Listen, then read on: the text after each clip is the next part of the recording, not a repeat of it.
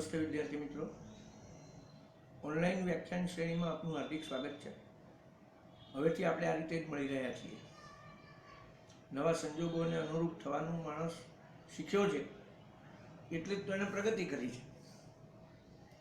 તો BCom sem 5ના ઇકોનોમિક્સના વિદ્યાર્થીઓ, તમારું સ્વાગત છે। આજે જે મુદ્દો હું આ વિડીયો લેક્ચરના માધ્યમથી આપને ભણાવું છું એ આમ તો કોઈ પણને કામ લાગે એવો છે। ઇકોનોમિક્સના વિદ્યાર્થીઓને તો કામ લાગશે, પણ કોમર્સ, ઇકોનોમિક્સ કે જનરલ નોલેજ કંઈ પણ મેળવવા માંગતા કોઈ પણ વિદ્યાર્થીને આ ઉપયોગી થશે, વ્યક્તિને ઉપયોગી થશે। કારણ કે આજનો આપણો મુદ્દો છે વેપારી બેંકો। બેંક આ શબ્દથી કોઈ અજાણ નથી, બેંક નામની સંસ્થાથી કોઈ અજાણ નથી। જેમ મંદિર વિશે આપણને ખબર હોય, શિક્ષણ સંસ્થા વિશે આપણને ખબર હોય, એવી જ રીતે આપણને બેંક વિશે પણ ખબર હોય છે।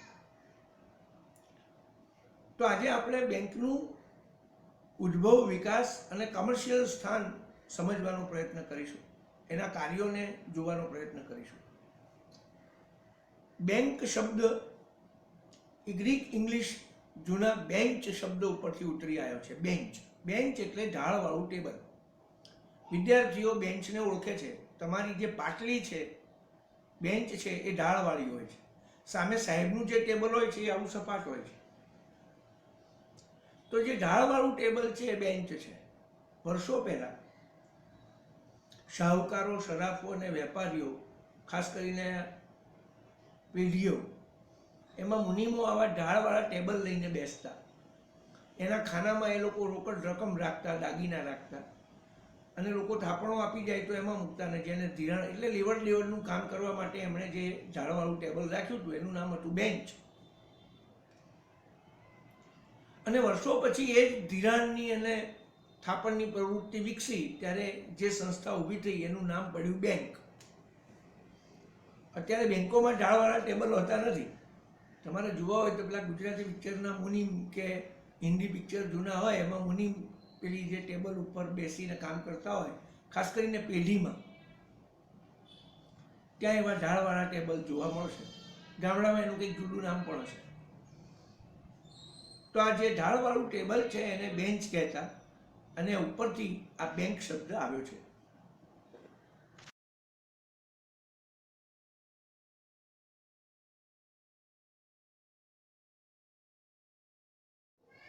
મિત્રો, આપણે જોયું કે બેન્ચમાંથી બેંક શબ્દ ઉતરી આવ્યો છે, પણ મૂળભૂત રીતે તો ધિરાણની અને થાપણો લેવાની પ્રવૃત્તિ જે સંસ્થા કરતી હતી એનું આધુનિક સ્વરૂપે બેંક છે। એટલે જૂના સમયના આપણા બેન્કરો એટલે આપણા શાહુકારો, વેપારીઓ, સરાફો, જે આપણને વ્યાજે પૈસા આપતા હતા, જે આપણી થાપણોને સાચવતા હતા, આપણા ઘરેણાને સાચવતા હતા, આપણી જમીનોને સાચવતા હતા, એના દસ્તાવેજોને સાચવતા હતા। તો આજે સરાફો, શાહુકારો, વેપારીઓ જે કામ કરતા હતા એ જ કામ આધુનિક સમયમાં બેંક કરે છે। એટલે બેંકની સાદી સીધી વ્યાખ્યા છે, ખાસ કરીને વેપારી બેંકની, કે વેપારી બેંક એટલે જે થાપણો લઈને વ્યાજ ચૂકવે છે અને ધિરાણ આપીને વ્યાજ મેળવે છે તે સંસ્થા। આપણે એમાં થોડોક ઉમેરો પણ કરીએ, કારણ કે વેપારી બેંક છે જે નફાના હેતુ માટે થાપણો લઈને વ્યાજ આપે છે, ધિરાણ આપી અને વ્યાજ વસૂલ કરે છે, એ નાણાં સંસ્થા એટલે બેંક। એટલે બેંક મૂળભૂત રીતે નાણાં બજારની અગત્યની સંસ્થા છે। એનો મૂળ હેતુ નફો છે, નફો કમાવા માટે આ કામ કરે છે। અને એના મૂળ બે કામ આ વ્યાખ્યામાં છે: થાપણો લેવી અને ધિરાણ આપવું। આ બેંકનો ઉદ્ભવ એ ઔદ્યોગિક ક્રાંતિને કારણે થયો, શહેરીકરણને કારણે થયો। જેમ આપણી તમામ વ્યવસ્થાઓ, શિક્ષણ વ્યવસ્થા, ન્યાય વ્યવસ્થા, વહીવટી વ્યવસ્થા એ પશ્ચિમ અને ઇંગ્લેન્ડમાંથી આવી છે, એવી રીતે આ આર્થિક જગતમાં બેન્કિંગ સિસ્ટમ પણ ઇંગ્લેન્ડની ઔદ્યોગિક ક્રાંતિમાંથી આવી। ઔદ્યોગિક ક્રાંતિ થઈ એટલે મોટા પાયે મૂડીરોકાણની જરૂર પડી. ઘણા ઉદ્યોગપતિઓને એવું થયું કે આપણે ધંધા વેપાર શરૂ કરીએ, મોટા પાયે ઉત્પાદન શરૂ કરીએ, અને આ મોટા પાયે ઉત્પાદન કરવા માટે એમની પાસે મોટું મૂડીરોકાણ નહોતું. તો આ પૈસા આવે ક્યાંથી? એટલે એમણે વિચાર્યું કે લોકો પાસે નાની નાની બચતો હોય છે, જો એ ભેગી કરીએ તો એ મોટી રકમ થાય અને એ મોટી રકમનું મૂડીરોકાણ થઈ શકે. તો આ બચતોને ભેગી કોણ કરે? તો એ બચતો ભેગી કરવા માટે એક સંસ્થા બની. અને લોકો બચત આપે શું કામ? તો એમને વ્યાજનું પ્રલોભન મળ્યું, એટલે વળતર મળ્યું કે તમે તમારા નહીં વપરાયેલા પૈસા અમારે ત્યાં બચતમાં મૂકો, થાપણ તરીકે મૂકો, તો અમે તમને વ્યાજ આપીશું. એટલે થાપણ મૂકનારને વ્યાજ આપ્યું અને એ બધી થાપણો ભેગી કરીને મોટી રકમ થઈ તો એ કોઈ મૂડીપતિને મૂડીરોકાણ માટે આપી અને એની પાસેથી વ્યાજ લીધું, કારણ કે પેલાને ચૂકવવાનું હતું. તો આ બચતો ભેગી કરી અને ધિરાણ કરવું, એ જે વ્યવસ્થા સિસ્ટેમેટિક રીતે સંસ્થાઓની રીતે ઊભી થઈ, એ બેન્કિંગ સિસ્ટમ બની. અને ઇંગ્લેન્ડમાં 19મી સદીમાં આ જે બેન્કિંગ સિસ્ટમ વિકસી, એ બ્રિટિશ સામ્રાજ્ય ભારતમાં હતું એટલે ભારતમાં પણ એ આવી. અને ખાસ તો ભારતમાં અંગ્રેજી શાસન, અંગ્રેજ સરકારનું શાસન શરૂ થયું પછી ભારતમાં જે આર્થિક સામાજિક સુધારા એ લોકોએ કરવાના શરૂ કર્યા, એમાં ભારતમાં બેન્કો પણ શરૂ થઈ. પણ શરૂઆતના તબક્કે બેન્કો માત્ર ખાનગી હતી, મોટા શહેરોમાં હતી અને મોટા ઉદ્યોગપતિઓ દ્વારા ચલાવવામાં આવતી હતી. ભારતનો મોટો ભાગ તો સાટા પ્રથાથી ચાલતો હતો. ખૂબ મોટી પ્રજા તો ગરીબ હતી. આધુનિક નાણાકીય વ્યવહાર જ મોટા શહેરોમાં અને થોડાક લોકો વચ્ચે ચાલતો હતો. એટલે ભારતમાં બેન્કિંગ શરૂ તો થયું, પણ આઝાદી સુધી એ ધીમું રહ્યું. આઝાદી પછી 1947માં આપણે આઝાદ થયા ત્યારે આપણે રિઝર્વ બેંકનું રાષ્ટ્રીયકરણ કરી નાખ્યું. એટલે પહેલી રિઝર્વ બેંક સરકારી બેંક થઈ ગઈ. પછી તરત સ્ટેટ બેંક સ્થાપી અને બેંકોનો ફેલાવો ભારતમાં થયો. પછી તો 79માં એનું રાષ્ટ્રીયકરણ થયું અને મોટા પાયે બેંકો ખુલી. આજે ભારતમાં પરિસ્થિતિ એ છે કે 10,000 કે એથી વધુ વસ્તી હોય ત્યાં એક રાષ્ટ્રીયકૃત બેંક છે. ભારતનો મોટા ભાગનો બેન્કિંગ વિસ્તાર સરકારે પોતાના હાથમાં લઈ લીધો, એટલે કે રાષ્ટ્રીયકરણ થયું. અને 1991 પછી આપણે ત્યાં ખાનગીકરણ શરૂ થયું, એટલે ખાનગી બેન્કો પણ વિકસી. ભારતમાં સહકારી પ્રવૃત્તિ આવી એટલે સહકારી બેન્કો પણ વિકસી. આપણે બેન્કોના પ્રકાર હમણાં જોઈશું ત્યારે એની વિગતે વાત કરીશું. પણ આ જે વાત થઈ એ બેંક શબ્દમાંથી બેંક અને બેંકમાંથી બેન્કોનો જે વિસ્તાર થયો અને આજે જનધન યોજના દ્વારા ભારતના કરોડો નાગરિકો બેંક સાથે જોડાઈ ગયા. એટલે લગભગ 130 કરોડમાંથી 100 કરોડ લોકો એવા છે જેને બેંક વિશે ખબર છે, બેંકનું એકાદ વાર એમણે પગથિયું ચડ્યા છે. તો આ બેંકોનો વ્યાપ છે. આપણે હવે બેંકોના કાર્યો જોઈએ.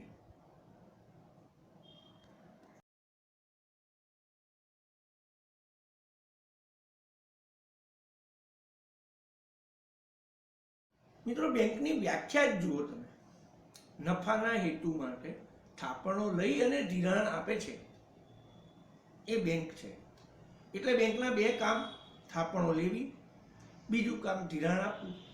તો જે થાપણો લેવામાં આવે છે એ 3 પ્રકારની છે. 3 પ્રકારના ખાતા બેંકમાં હોય છે: બચત ખાતું, કરંટ એકાઉન્ટ, ચાલુ ખાતું અને મુદતી થાપણોનું ખાતું. હવે એક ખાતું વધ્યું છે ક્રેડિટનું, કારણ કે ક્રેડિટ કાર્ડ હોલ્ડરો જુદા હોઈ શકે છે અને એમનો હિસાબ રાખવા માટે પણ બેંકો હવે એક નોંધ રાખે છે. પણ જે પરંપરાગત ખાતા છે એ 3 છે: savings account, current account and fixed deposit. એટલે કે બચત ખાતું, ચાલુ ખાતું અને મુદતી. આ 3 મુદ્દા મૂળ તો થાપણો લેવાના જ છે. સામાન્ય પ્રજા પોતાને રોજબરોજના વપરાશમાં વધેલા પૈસા બેંકમાં મૂકે, જરૂર હોય ત્યારે ઉપાડે. એના માટે છે બચત ખાતું. એ ગમે ત્યારે મૂકે છે, ગમે ત્યારે ઉપાડે છે, દિવસમાં એકવાર ઉપાડી શકે છે. માટે એની ઉપર વ્યાજનો દર બહુ જ ઓછો, અત્યારે 2 કે 3% જેવો માંડ છે. પણ એ સામાન્ય માણસ માટે સારા છે. ખિસ્સામાં પૈસા મૂકી રાખવા એના કરતાં બેંકમાં મૂકી રાખવા સારા, એવું જે માનતા હોય એ બધા બચત ખાતાનો ઉપયોગ કરે છે. વણ વપરાયેલા નાણાં અને ફરી ક્યારે વાપરવાના છે એની ખબર નથી, તો ટૂંકા ગાળા માટે બચત ખાતામાં મૂકવા. તો આ જે બચત ખાતામાં રૂપિયા આવે છે એ બેંકને પણ ખબર નથી કે આ કેટલા દાડામાં ઉપાડશે, તો પરિણામે એના ઉપર ઓછું વ્યાજ છે. પછી વેપારીઓ અને ઉદ્યોગપતિઓ માટે કરંટ એકાઉન્ટ છે, ચાલુ ખાતું છે. એમની રોજે રોજની મૂડી અને મોટો દિવસમાં અનેક વાર ટ્રાન્ઝેક્શન થાય, એમાં ઓવરડ્રાફ્ટની સુવિધા પણ મળે. તો એ ચાલુ ખાતાની થાપણો છે, એ કરંટ એકાઉન્ટ છે, એ આયા પણ કરે અને જાય પણ ખરી. અને અગત્યની જે છે એ ફિક્સ ડિપોઝિટ, મુદતી થાપણો. એમાં નક્કી છે 45 દિવસ માટે, 3 મહિના માટે, વર્ષ માટે માણસ પૈસા મૂકે છે. તો પહેલું કામ છે થાપણો લેવાનું, 3 પ્રકારની થાપણ. બીજું કામ છે ધિરાણ આપવાનું. ધિરાણના આપણે પ્રકાર પાડીએ તો સમયની રીતે લાંબા ગાળાનું, મધ્યમ ગાળાનું, ટૂંકા ગાળાનું. મૂડીની રીતે મોટું ધિરાણ, મધ્યમ કક્ષાનું ધિરાણ, નાનું ધિરાણ. અને એમાં એક નવો મુદ્દો ઉમેરાયો છે, માઇક્રો ફાઇનાન્સ, ખૂબ નાનું ધિરાણ. આ વિગતે સમજવા જેવું.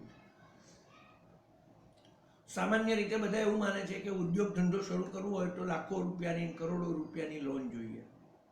પણ ના, જેને માત્ર બૂટ પોલિશ કરવા છે એને 100-200 રૂપિયા જોઈએ. જેને માત્ર રોડ ઉપર શાકભાજી વેચવા છે એને 200-500 રૂપિયા જોઈએ. જેને ફ્રૂટની નેલી રાધી કરવી છે એને 200-500 રૂપિયા જોઈએ.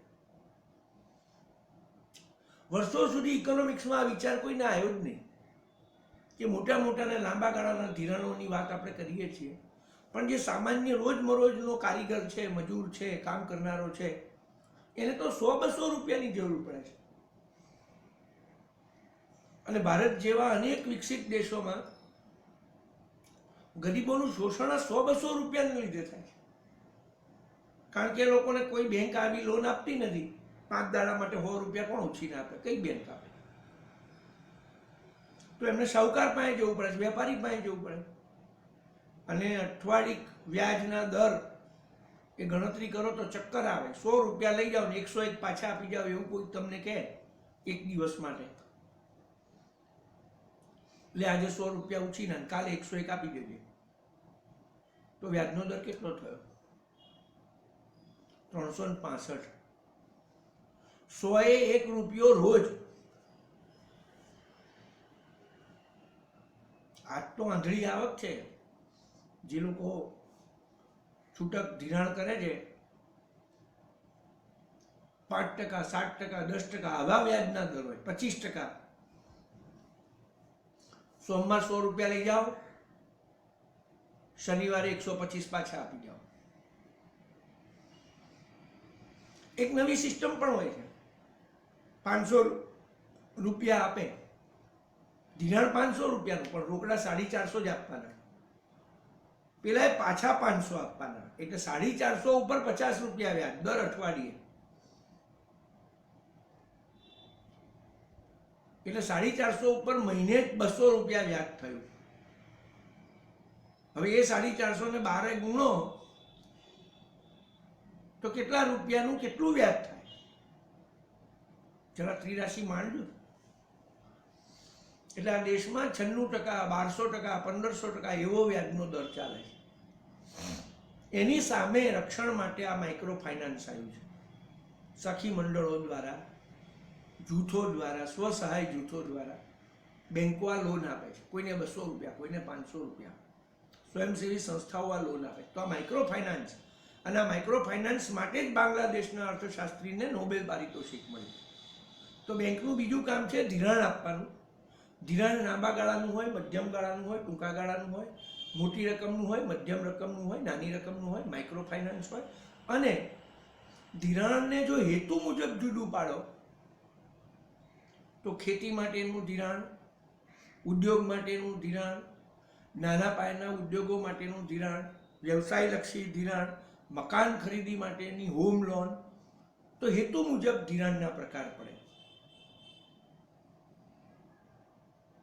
તો આ ધિરાણ. હવે બેંકના કેટલાક અન્ય કાર્યો. બેંકના મુખ્ય બે કાર્યો, થાપણો લેવી અને ધિરાણ આપવું, એ આપણે જોયું. હવે આપણે જોઈએ બેંકના અન્ય કાર્યો. મિત્રો, બેંકના અન્ય કાર્યોથી પણ આપણે પરિચિત છીએ. ગામડામાં લોકો બેંકમાં જઈને ટેલિફોનના બિલ ભરે છે, ગામડામાં બેંકમાં વીજળીના બિલ ભરે છે, યુવાનો જુદી જુદી પરીક્ષાઓમાં કે નોકરીના ઇન્ટરવ્યૂ માટે ડિમાન્ડ ડ્રાફ્ટ કઢાવે છે અને ભરે છે. પરદેશ જવા જે લોકો માંગે છે એ લોકો હવે બેંકોને સગવડ આપી છે, એટલે મૂંડિયામણ ટ્રાન્સફર, રૂપિયા આપીને ડોલર લો, ડોલર આપીને રૂપિયા લો. તમારે પરદેશ નાણાં ટ્રાન્સફર કરવા છે તો નાણાં ટ્રાન્સફરની મદદ કરે છે. બીજા રાજ્યમાં, બીજા શહેરમાં પૈસા ટ્રાન્સફર કરવા છે તો બેંક તમને આરટીજીએસ ને નિફ્ટની સગવડ આપે છે. પહેલાં તો ટ્રાવેલર્સ ચેક કાઢી આપતી હતી બેંકો, હવે એની બહુ જરૂર નથી રહી, કારણ કે ક્રેડિટ કાર્ડ ને ડેબિટ કાર્ડ આવી ગયા છે. તો બેંકો ક્રેડિટ કાર્ડ અને ડેબિટ કાર્ડની તમને સુવિધા આપે છે. તમારી કંપની હોય અને તમારે નાણાં ભંડોળ ભેગું કરવું છે, તમે ઇસ્યુ બહાર પાડ્યો છે, તો ઇસ્યુમાં લોકો રોકાણ કરશે, એ તમારી બેંક જોડે જોડાણ કરશે અને લોકો એમાં પૈસા ભરશે. તો ગ્રાહકના એજન્ટ તરીકે બેંક કામ કરે છે. એના બદલે પૈસા ઉઘરાઈ લે છે. ટેલિફોન કંપની બદલે બિલો એ ઉઘરાઈ લે છે, વીજળી કંપની બદલે બિલો એ ઉઘરાઈ લે છે. સરકારનો ટેક્સ પણ બાકી રહી ગયો હોય તો બેંકમાં ભરી શકાય છે, તો એ સરકારની બદલીમાં પણ કામ કરી દે છે. પણ બેંકનું એક અગત્યનું બીજું કામ છે સેફ ડિપોઝિટ વોલ્ટ. બેંકોમાં તિજોરી હોય છે અને આ તિજોરીમાં ખાના હોય છે અને દરેક ખાનાનો એક નંબર હોય છે, એક ચાવી હોય છે. તમે ખાતું ખોલાવો એટલે એ ખાનું તમારું. પછી એ ખાનામાં તમે દસ્તાવેજ, ઘરેણાં, રૂપિયા, કોઈ અગત્યની વસ્તુ, કોઈ યાદગાર વસ્તુ, કંઈ પણ મૂકો. મોરનું પીછું મૂક્યા હોય તો એ ચાલે, બેંકના નહીં પાડે. એને તો વર્ષનું ભાડું જોઈએ છે. સેફ ડિપોઝિટ વોલ્ટ સુરક્ષિત જગ્યા તમને પૂરી પાડે છે. તમારા ઘરમાં જે રહી ન શકે, દસ્તાવેજો, ઘરેણાં, પૈસા, કોઈ વસ્તુ, એને સુરક્ષિત રાખવાની જવાબદારી બેંક લે છે. એટલે બેંક ખૂબ સુરક્ષિત જગ્યામાં, અંદર પણ એક જગ્યા હોય પાછી, એમાં મોટી તિજોરીઓ, મજબૂત તિજોરીઓ, એના ખાના, એ ખાનાનો નંબર ને એ નંબર તમને આપે. અને તમે જેવી રીતે બેંકમાં ખાતું ખોલાવો છો એવી જ રીતે સેફ ડિપોઝિટ વોલ્ટ ખોલાવી શકાય છે. અને જે ખાનું તમને મળે છે એનું તમારે બેંકને ભાડું ભરવાનું હોય છે. અને જેવી રીતે તમે પૈસા ઉપાડો છો એવી જ રીતે જઈને તમારે સહી કરીને ચાવી લઈને અંદર જવાનું હોય છે, તાળું ખોલીને સેફ ડિપોઝિટ વોલ્ટમાં વસ્તુ મૂકવાની હોય છે. અત્યારે ઘણા લોકો ઘરેણા સેફ ડિપોઝિટ વોલ્ટમાં રાખે, ઘરે ચોરી થવાની એની બીક હોય, ખાલી વાર પ્રસંગે જઈને લઈ આવે, પહેરે અને ફરી પાછા સેફ ડિપોઝિટ વોલ્ટમાં મૂક્યા આવે. તો બેંકનું અગત્યનું કામ છે સેફ ડિપોઝિટ વોલ્ટ આપવાનું. ઘણી બધી બેંકો ગામડાઓમાં કલ્યાણની સેવાઓમાં પણ જોડાય છે. પાણીની ટાંકી બનાવવામાં મદદ કરે છે, બાકડા મૂકવામાં મદદ કરે છે, બેંકો ગામને દત્તક લે છે. તો બેંક આવા જુદા જુદા કામ પણ કરે છે, પણ મૂળભૂત કામ બેંકનું થાપણો લેવાનું, ધિરાણ આપવાનું, મૂંડિયામણ બદલી આપવાનું, કેશ ટ્રાન્ઝેક્શનમાં મદદ કરવાનું છે અને સેફ ડિપોઝિટ વોલ્ટનું છે. મૂળ બે કામ, થાપણો અને ધિરાણ, આ બધા એની સાથે સંકળાયેલા અગત્યના કામ અને બાકી બધા ગૌણ કામ. તો આ છે બેંક. આપણે જે આજે જોયું એને ટૂંકમાં જોઈ લઈએ. બેંક એટલે ઢાળવાળું ટેબલ, એના ઉપરથી બેન્ચ, ઉપરથી આ બેંક શબ્દ આવ્યો. બેંકનું મૂળ કામ થાપણો લેવાનું અને ધિરાણ આપવાનું, સેફ ડિપોઝિટ વોલ્ટ, નાણાં ટ્રાન્સફર, એ બધા અગત્યના કામ. તો આ છે બેંક. અને આજે બેંક એ આપણા આર્થિક જીવનનો અગત્યનો હિસ્સો બની ગયું છે. બેંકના પ્રકારો પણ એ ધિરાણ જે આપતી હોય, એની સ્પેશિયાલિટી હોય એ મુજબ પાડી શકાય છે. ખેતી બેંક, ઔદ્યોગિક વિકાસ બેંક, નાના પાયાના ઉદ્યોગોની બેંક, નિકાસલક્ષી બેંક, આયાતલક્ષી બેંક. બેંક જે કારણસર ધિરાણ આપતી હોય, સ્પેશિયલાઇઝ્ડ હોય, મહિલાઓના વિકાસ માટેની મહિલા વિકાસ બેંક. તો એ જેને હેતુલક્ષી બેન્કિંગ કહે છે એ બેંકના પ્રકારો છે. બેંકના આ રીતે પ્રકારો પાડી શકાય. બેંકના માલિકીની રીતે 3 પ્રકાર. સરકારી માલિકીની નેશનલાઇઝ્ડ બેંક, 91 પછી આપણે ખાનગીકરણ કર્યું એટલે ખાનગી બેંકોને પણ મંજૂરી આપી, તો ખાનગી બેંક, પ્રાઇવેટ બેંક, અને ત્રીજી સહકારી બેંક. તો સહકારી બેંકોમાં તો પછી તાલુકા અને જિલ્લાના પણ ભાગ પડે છે. તાલુકાની બેંક, જિલ્લા કક્ષાની બેંક, સ્ટેટ લેવલની બેંક. અહીંયા બેન્કિંગમાં પણ સ્ટેટ બેંકો અને લોકલ બેંકો એવા ભાગ પડે છે. પણ મૂળ ભાગ એ હેતુના આધારે હોય અથવા માલિકીપણાને આધારે હોય. તો મને લાગે છે કે બેંકો વિશેની પ્રાથમિક વિગતોનું આ લેક્ચર આપને ગમ્યું હશે, આપને ઉપયોગી થયું હશે. તમે શાંતિથી આ જોયું એ બદલ આભાર. Thank you.